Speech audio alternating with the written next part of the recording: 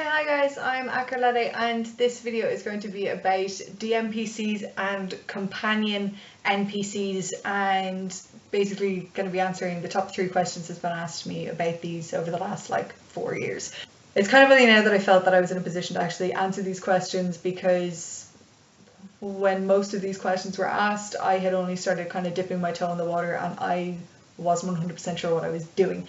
So it kind of felt like I'd be giving loads of advice that not even I knew how to follow yet, and I just felt like that was really kind of bad. So I wanted to make sure that I had enough experience to give it over, and then of course I had my 2 years of complete nothingness, and during that time that I got to go and learn a lot more about DMPCs, Companion NPCs and all that kind of stuff. So now I feel I'm in a position to actually answer these questions. So if you guys have actually asked these questions yourselves, I'm sorry it's taken me so long, but I genuinely was not in a position to answer them in a way that I would be satisfied with.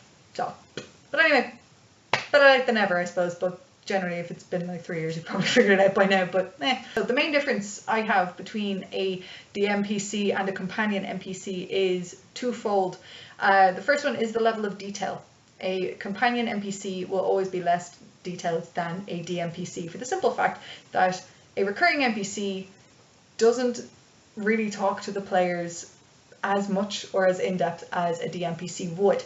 So a recurring NPC only kind of has to be done in the present. So you have to know what they're like as a person, what they want, what they're willing to do to get what they want, and kind of what motivates them as a person, and how they are to talk to, and what they move like and stuff like that. So that's kind of just the present tense. Whereas a DMPC needs the present tense, the past tense. You need some kind of a background. What is their overlying motive through life? What's made them the way they are today? And because after a while your characters are going to ask the question like, so where are you from? Are you married? Have you family? Kind of thing, just to kind of chat. And also you're going to need the future tense, what they plan on doing, what they hope and dream will happen in their lives. So that's kind of the details that you need there, and that's kind of the main difference there. And the second part of that is how much time is spent with the party. A recurring NPC or a Companion NPC will be around for a few games. Now, whether that's 2 games or 10 games, it doesn't really matter. They're only there for a handful. And that kind of means that their relationship with the players will be a little bit different. The players know that these guys are leaving, so they don't quite get as attached. Of course they get attached to a certain point, but they don't make the effort to get to know the character as much as they would with a DMPC. DMPC could be in this party indefinitely, and this could be for years of playing. So that's kind of where the difference might come in there. So question number 2 is how to play them when the DM knows the answers to life, the universe, and everything when it comes to D&D. And that kind of is a really tough one. It's like, how do you be a player when you actually know the answer to every riddle, you know the shortcuts through every dungeon, you know where all the hidden treasures are, you know where where you've hidden all your Easter eggs, you know what motivates every other NPC in the world. It makes it kind of cheating if you were to actually engage with those things. So my first point would be a rule to give for yourself, also a rule for around your table. It's one of my main rules from my table. It's your knowledge is not your character's knowledge. So you might know something, but your character might not necessarily know that, and you have to know where their limits are and where they might learn these things, and you have to give reasons for them knowing these things, because you can't just be like, oh, there's secret entrance over there. How do you know that? How do you know where the secret entrance to the bandit hideout is? Are you a bandit? And immediately it's awful. So it's not something that you can do. So I personally have a bit of a sit down with my players literally at table just before we start. I'm like, I'm thinking of bringing in my own character. Is that okay? Would you guys be okay with that? And then give them a bit like, I'm thinking I'm going to do X, Y, and Z. I want whatever. And they're going to usually say, yeah, that sounds fine. It helps that I usually, and what I would recommend you doing is use a class that would allow you to buff the players rather than seek honor and glory and fame for yourself, because you should not use your DMPC to make yourself the main character. You should be a sidekick, because your main characters are your players, and that is not territory that you should encroach upon, because that is just irritating as hell, Because we'll be sitting around a table and I'll be sitting there going like, well, it's time for, you know, Acreletae's glory hunt now. So I know everything that's going to happen. So we're going to do this today and this today and this today. Let's roll the dice. Oh, it doesn't matter. I'm the DM. I'm going to fudge everything. And now I'm going to be the hero. And you guys helped. Yay. Isn't this fun? And everyone's going to be sitting there going like, it's a really, really bad juju. Don't do that. But definitely make a character that is going to be helpful. Don't make any kind of a leader character. When I say leader, I mean like someone who's going to take charge and decide what the party is going to do. That should not be your role at all. You should influence those decisions as little as humanly possible. And I would actually say this to your characters before you start, or your players, sorry, before you start. This character is not going to help you in the way that I could help you as a person. So they're going to know very little. They're not going to make a lot of decisions. You guys are still going to have to run this show. These guys are just along because I want to play a character in there. It's just for fun. It's not me giving you like a little Navi fairy floating around. Hey, listen! It's going to be none of that. And explain that in really explicit terms that this is not what they're there for. And if you ask them for answers, I'm going to either make out that they're deep in thought and don't want you to talk to them, or I'm going to make out that they just don't know the answer. That's not going to work. That is not going to fly. Now, granted, if your players have been stuck on this one puzzle for the last half an hour and they're getting really frustrated and tensions are really starting to mount up, yeah, use your NPC or your DMPC to point out hints. You know, because very often with puzzles, what happens is your players will focus in on something that actually isn't that important. They'll miss the really important part that will help them solve the problem. So use your DMPC to be like, didn't the sorcerer say this? Or, hey guys, did you think about that particular part of the riddle? Maybe that's significant, I don't know. And make it like really simple like that, because your players will know that, you know, the DMPC is talking. This means this is, you know, significant. Okay, fair enough. But it means that you can do it in a way that's not like pandering to them. You can do it in a way that's just your character being like, I thought this. What do you guys think? And they'll be able to kind of go, oh, this is the bit we need to look at. And then they can figure it out from there. So it's just a hint, it's not the answer. That's kind of where you need to keep the balance. And then the third question that I've been asked is, how do you keep them vibrant despite the fact that they can't make any decisions, they can't solve any problems or anything like that? How do you make them alive? And my answer to that has been, and probably always will be, make them quirky.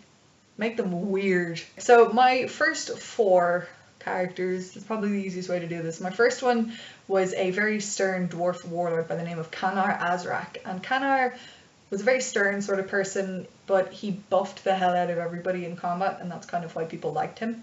He'd talk a bit, but he wasn't chatty. And it was kind of hard for him to fit into the group. And I think this was kind of where I learned a little bit of how to make the DMPC come alive a bit. The guys kind of respected him because he was good at combat, because that was a very combat heavy sort of a group. And they kind of respected him, but at the same time, he didn't say very much, so they didn't get to know him very well. And that was kind of something I needed to work on. So that was the DMPC I had when you guys kind of first started asking these questions. So that's why I wasn't in a position to answer. But that's where my second character kind of came in. I made the opposite of him. I made a female elf cleric by the name of Laska Mythbrindal. And Laska, I've mentioned her before, I love her so much. She's such a cutie. She was incredibly feminine. She was a complete non-combatant. She was a healer, and she was really softly spoken, but she did talk a lot. And when I say talk a lot, she would just add in little things and she would suggest stuff, and like nothing significant. She'd just be like, maybe we should get some more bandages. And they'd have plenty of bandages. It'd just be kind of in character stuff for her. The reason she was so much a non-combatant and stuff like that, she actually had a really horrific backstory, whatever. I felt that it was necessary to have that. I never actually told anybody about that. I only told the guy outside of the game. The characters actually don't know the story behind her, which I like, in that I know why she's the way she is and I can drop hints about it, but the guys are sitting there going like, what happened to make you the way you are? Because no one is that timid and that afraid of combat, but still willing to put on chainmail, carry a quarterstaff and follow a bunch of warriors into battle. And she's just sitting there like, I'd rather not talk about it. It's a bit of a sad story and it's okay. Is anybody hurt? I can, do that. And she hides behind people in combat as well, which is kind of cute, I think. But the reason the guys like her is because she's completely weird. She's a little bit crazy. She's very useful to have around as a character.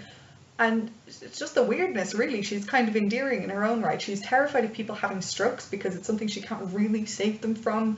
Like, you know, she can set a broken bone like that, but a stroke, maybe she can't deal with. And she's never seen one in real life, but it's something that she really finds frightening. And particularly if there's any children around, she gets particularly protective. And she doesn't really get annoyed very often, but when she does, she gets really angry. For her, the first time it happened, she used one of these dailies. I had to give her one of these dailies because there was nothing healy for that particular level as a daily move, and it was something fire based. It was crazy. I don't remember what it was called anymore. I remember distinctly that she just went, "That's not very nice," and then used this this daily, and I got a natural 20, which made it just that bit more ridiculous. She dealt a hell of a lot of damage, and then kind of just calmed down a little bit then, and she was like, "I can't believe I just did that. Oh my gosh, oh my gosh, oh my gosh, oh my gosh," because that's the way she talks. It was just a little bit weird, and everyone was like, "Oh my god, Laska, what the hell?" And she was like, "I'm sorry, I just got really frustrated, and I'm gonna go drink some water." And she just kind of wandered off, and everyone was like, "What the actual hell just happened?" And it was kind of that kind of thing that made her stand out for them, was that she was completely bizarre and outside of the ordinary, and not someone you'd expect to be around a group of warriors. And then suddenly she does something like that, and you're just like, "Wait, hang on, what happened to you to make you the way you are?" And it just kind of made it that way. And then my third and fourth were these, was a pair of dwarves called Hamish and Odar. Hamish and Odar had a really thick, terrible Scottish accent. I've talked about it before. That's just how they talk. And the guys just kind of chose them. They were random NPCs, and the guys just kind of were like, "Hey, do you want to come with us?" And they were like, "All right, fair enough." And they came along, and they came along just because they had nothing else to do, and they were like, might as well. It'll be a bit of fun. And they just kind of came along just to see what had happened. And the reason the guys liked them was because they were up for anything. Like, they would say, "I bet you couldn't pick up that halfling woman," and your man would down his point say, "Right, you'll owe me 2 gold pieces in 5 minutes." And then he'd go up, and he'd be all confidence going up to this woman who's a full foot taller than him and being like, "All right, how are you doing? Would you like to go to bed with this?" And this thing, I'm like, "No, thank you." And all right then. And then he'd just march back. How'd it go? It was like, "Here's your 2 gold pieces, let's never speak of this again." And that was it. And Odar, as mentioned in my previous video, which was the top 3 things that happened with my player Emmett, one of the things that happened, Odar was dared to kick a massive crate, and inside the crate was a whole lot of explosives. They went off. Odar died. It was horrible. Everyone got really, really like there was stunned silence around the table. And then Hamish started crying, and we were like, "Odar, what did you do that for?" And he got really angry and defensive and like, "Oh my god, this happened." And everyone else was like, "No, this can't happen, this can't happen." And it became a Die of Destiny roll. And the Die of Destiny, basically, if I allow a Die of Destiny roll to occur, whatever the die says is truth and is going to happen. So he was saved by a natural 20 Die of Destiny roll to heal him and bring him back from the dead. So that happened, you know, that was really good. But the guys are really attached to the pair. And then so much so that I actually put them into a one-shot that we had after that particular campaign had finished. So it was kind of like a one-shot, or I think it was a 2-shot actually, in a city. I'd done up a massive map on an A2 whiteboard, donating Sharpies, all different colours and stuff. It was really fun. The guys really liked that. I actually gave the map to one of my players as a present, which is actually Emmett, who was in the video before, and all that kind of jazz. They found Hamish and Odar running a haberdashery in this city, which is set, I think it was like 10 or 15 years before the events of the campaign that they just finished. So we kind of did a bit of time traveling there. And they were like, "Hamish and Odar!" And they were like, "Can I help you?" Kind of came about that 2 of my players now completely ship Hamish and Odar together. And I have no idea if I want that to be canon or not. But I don't know, maybe in this campaign, when I finally get around to filming it for you guys, you know, maybe you guys will agree and want them to be a couple or something. I don't really know. I don't really mind. But I never pictured them being a couple until they started shipping them, and I was kind of like, well, they are together a lot, but I think in my head they're just kind of bestest friends. I don't know. So that's kind of all my tips and tricks about DMPCs and Companion NPCs. So if you guys have any further questions about anything I've said in this video or anything else that I've just might not have addressed about DMPCs or Companion NPCs, do leave it down below. I'll either answer you in the comments or I'll make another video to follow up on this one if I feel that there's enough in there to make another video. Because as you know, I make very long videos, so I don't know. Also, do you guys think I should make the videos a little bit shorter? Just quick question. I'm a very verbose sort of person, so I probably have to break things up into parts. Or are you happy enough to watch, you know, 15 to 40 minutes of me talking about something? So just let me know about that. I'm trying to kind of find my balance here with YouTube, everything else. So I've been Acreletae. Hopefully this has been helpful / entertaining. Do leave a like if you enjoyed it. Click subscribe to join my 1,014 subscribers, which is really exciting. And yeah, let me know if there's anything else you want me to talk about, any other questions that you might have. Also, another question that I want to ask you guys is, I am going to be doing something called NaNoWriMo, which is National Novel Writing Month. So I'll have 30 days to write a novel that is 50,000 words in length. That's going to be happening in November. I'm getting really excited about it. My novel is going to be set actually in my homebrew world of Alcaen, so that's going to be kind of fun and all that jazz. So I guess what I'm asking is, I'm considering vlogging about it every day. I'm kind of just doing like a thought of the day kind of situation, you know, a quick 3 or 4 minute video every day for November. This will be a little bit weird because that's not really something that I do, but it is something that I'm kind of thinking of getting into. My question is, would you guys be interested in watching that? Or should I just make a different channel and try and get a different audience for it? I'm not really sure, so let me know what you think and get back to me on that. Yeah, and also follow me on Twitter. It's at Acreletae. I just use the same username for pretty much everything. So you can also find me on DeviantArt, but I haven't uploaded anything in ages. But of course I'll leave a link below to the Twitters and stuff. But let me know about DMPCs and Companion NPCs, any other videos you want me to do, and whether or not you want me to vlog about whatever's in my head for the whole of November. I've been Acreletae. I'll see you next week.